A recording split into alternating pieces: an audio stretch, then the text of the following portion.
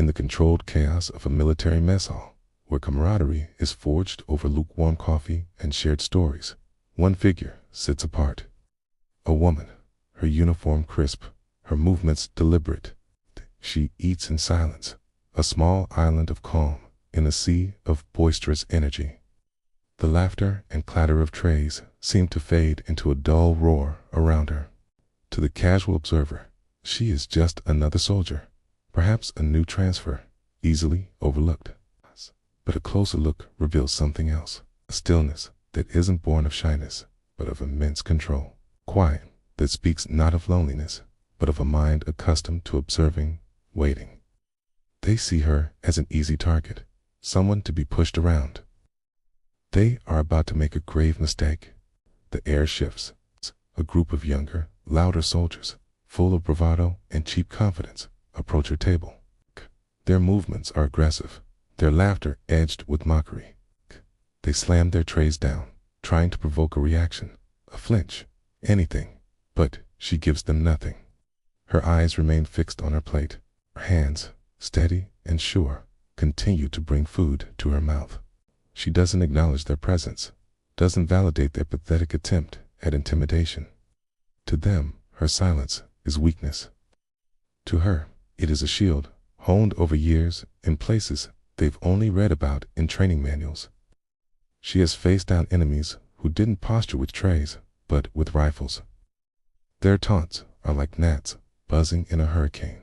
The mess hall, once a symphony of noise, begins to fall silent. One by one, conversations die down. Forks are lowered. Eyes turn towards the unfolding drama, some palpable discomfort in the air, the kind that precedes a storm. Soldiers watch, some with amusement, others with a flicker of concern, but no one moves to intervene. It's a test, a common ritual of dominance in a world built on hierarchy. But this is different. The woman's absolute composure is unsettling. The close-up on her hands reveals no tremor, no sign of fear. Every muscle is relaxed, yet ready. This is the patience of a predator, not the fear of prey.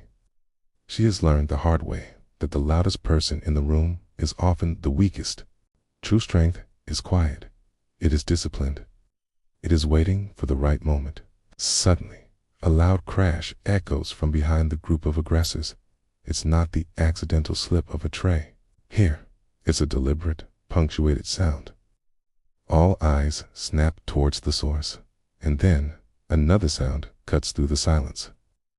The slow, rhythmic cadence of heavy combat boots on linoleum. Each step is measured, deliberate, and impossibly loud in a now-silent room. The sound is an announcement. It speaks a purpose, of authority that doesn't need to be shouted. The crowd parts instinctively, creating a clear path. The world seems to slow down as a figure emerges from the shadows near the kitchen entrance. He stands behind the startled group of soldiers, a silhouette of raw power. His hands, resting at his sides, are a roadmap of conflict, crisscrossed with scars that tell stories of a life lived on the edge. But it's his eyes that command the room. They are calm, patient, and carry the weight of countless missions.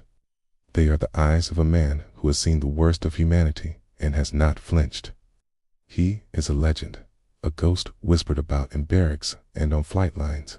He is a Navy SEAL, and his very presence changes the laws of physics in the room. He looks at the backs of the young soldiers, and in a voice that is barely a whisper, yet cuts through the tension like a razor, he says two words: step away. Now, there is no threat in his tone, no anger. It is a simple, undeniable command. The group of soldiers freezes, their bravado evaporating in an instant. They turn slowly, their faces draining of color as they recognize the man standing before them. A wave of whispers ripples through the mess hall as his call sign is passed from table to table. The Ghost, a Tier 1 operator known for his surgical precision and unwavering calm under fire. He is the standard by which all others are measured, the man who goes where others fear to tread. His reputation is a weapon in itself, and right now, it is aimed directly at them. The young soldiers suddenly look like what they are, boys playing at being men, caught in the presence of a true warrior. Without another word, they begin to back away. Trays are picked up, apologies are mumbled, and eyes are cast to the floor. They retreat, melting back into the crowd, their brief moment of power utterly shattered. The Sil watches them go, his expression unchanging. Then, he walks to the table and pulls out the chair beside the woman. The metallic scrape of the chair leg is the only sound in the cavernous room. He sits down, the legendary warrior and the silent veteran, two sides of the same coin.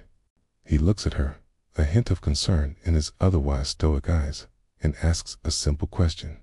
"You okay, ma'am?"